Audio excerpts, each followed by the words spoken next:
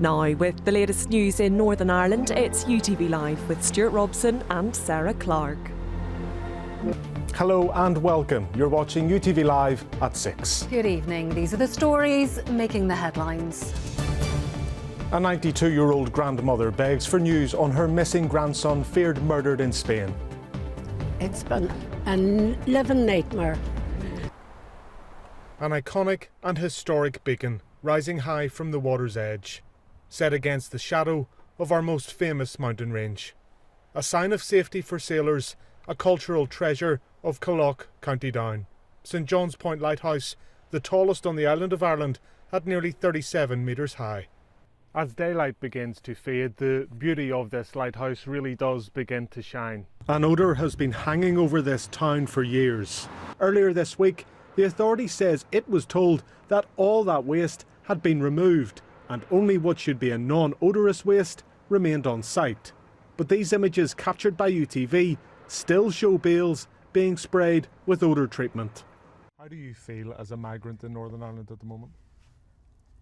At this moment, I'm a bit scared now, to be honest. A delivery driver frightened by groups only serving up fear. Cammy and his family have lived in Northern Ireland since 2009. For the first time in 16 years, this place feels very far from home. So, at the moment, you're too scared to go anywhere near East Yeah, 100%. Recent so-called vigilante groups have been accused of intimidating and attacking migrants, including here in East Belfast. More than half a century of heartache has hung over the bogside. On the streets where lives and the city changed forever, the pain of Bloody Sunday remains. For those who call this place home, the tragedy is almost still too much to take in. Her father, Patrick, or Patsy as he was known, was there too. He was one of 5 people Soldier F was charged with attempting to murder, shot and beaten as he tried to flee to safety. Relatives have wrapped their arms around one another during decades of demands for justice. On a day of disappointment, shoulders were burdened with their sadness. Sub-zero temperatures don't change how hard this team works, but they do pull the plight of our homeless population into focus. A time to reflect on how difficult life on the streets is for so many. Well, it's just approaching 9 o'clock at night now, and you can really feel a drop in temperature. For around the last hour or so, it's been sitting at -2 degrees Celsius. And within that time frame, we've noticed quite a few people make their way to St Mary's Church. People who are trying to get out of the cold and in need of some shelter.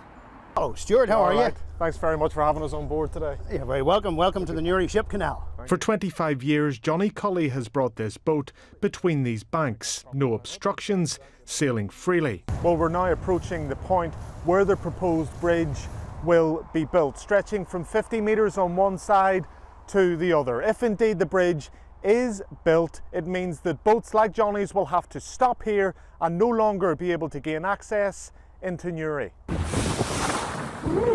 12 teenagers, 2 boats, all eyes on making history. Each stroke a stretch closer to conquering the world record. UTV filmed exclusively with the group in Donaghadee as they were put through their paces in the lead up to the swim. A major clean-up operation is underway in Newry this evening as businesses count the costs of extensive flooding in the city after the canal burst its banks. Newry may have the oldest canal on the island of Ireland, but it's dealt this city a very present problem. There's not a whole lot you could have done to come in that quick. This must be absolutely devastating seeing this. What can you do? Well, a snapshot there of the damage caused across to other towns in Northern Ireland, bringing the focus back to Newry, and now joined by the newly appointed CEO of Newry Chamber, Michael Savage. Michael, thank you for joining us. This is your first day in office. I hesitate to use the term that you've been thrown in at the deep end, but how big a job is on your hands now? Well, it is a big job. These are customers' dresses, okay? Dresses saved from the deluge. What should be worn down an aisle, now paraded through Downpatrick on one of its darkest days. But it's so sad, it's not just me that's been affected. Like, everybody along here is a small business. You know, they're local. Like, so many of them is lost. Across town, things move at a slower pace. Bertha Mulvaney can do nothing but watch on. A resident of Downpatrick for all of her life, this is flooding on a scale she has never seen before. In her residential home, peering out, unable to walk around the town she loves. Never as bad as this. You're closed in, you can't get out for a breath of air. What can we do? Can't do anything about it. Look at business people, they're ruined.